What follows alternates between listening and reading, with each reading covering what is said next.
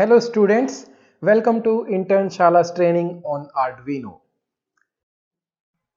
In this training, we are going to learn about Arduino boards, its application, its programming, and we are going to make some exciting projects using the same. So before we start, let us see what is Arduino. Arduino is an open source electronics prototyping platform. It's very easy to use, it's flexible, and with this hardware you get a very nice software support. It is intended for artists, designers, hobbyists, or anyone who is interested in creating interactive objects or environment.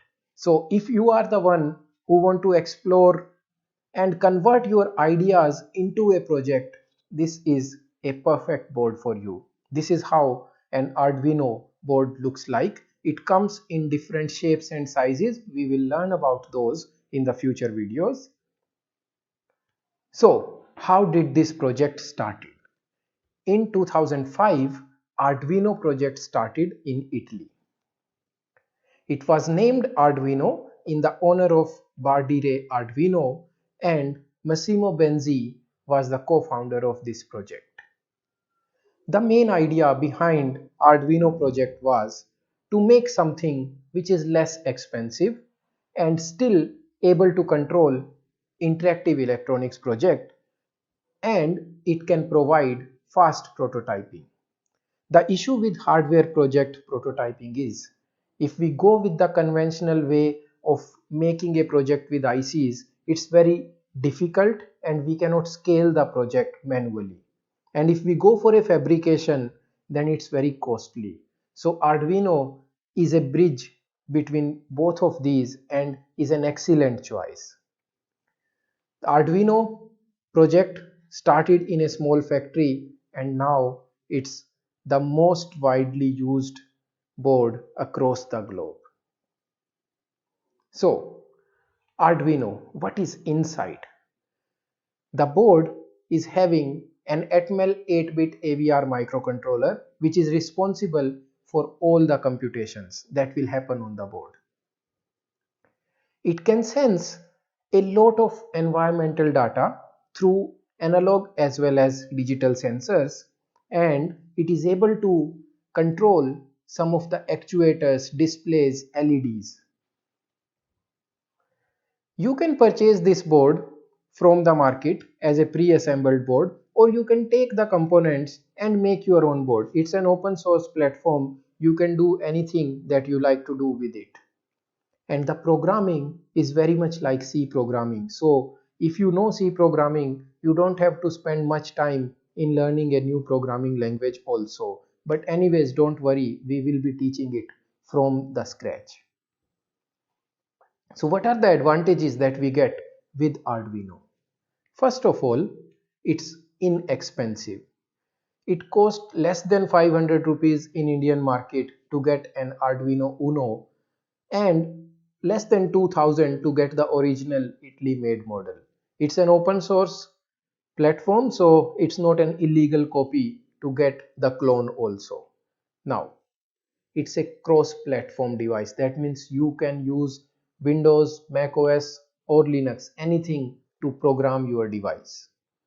The programming environment is very clean and simple to use.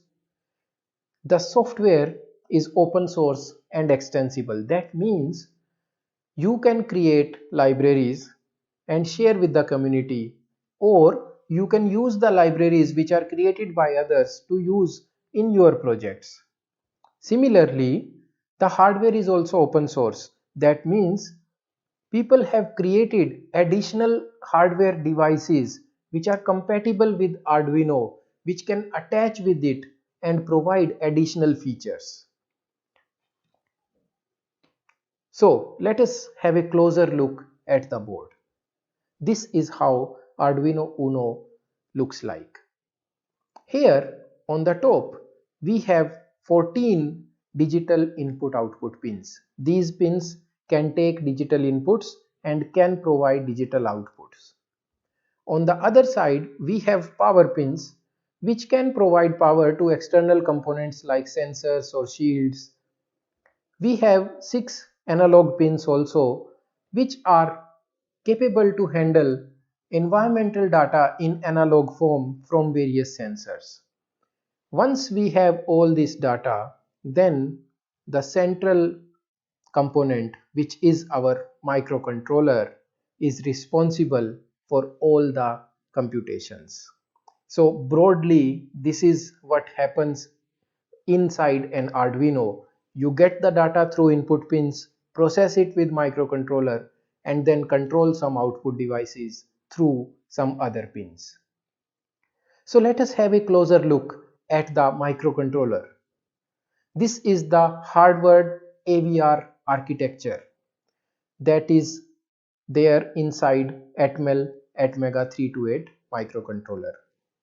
So the core is AVR CPU, which is having the support of a memory and a clock generator. It will generate the clock of 8 MHz and sometimes 16 MHz can also be generated to perform all the operations. That means the operation speed of this board is 8 MHz, which looks like it is slow, but actually it's fast enough to carry any project related computations.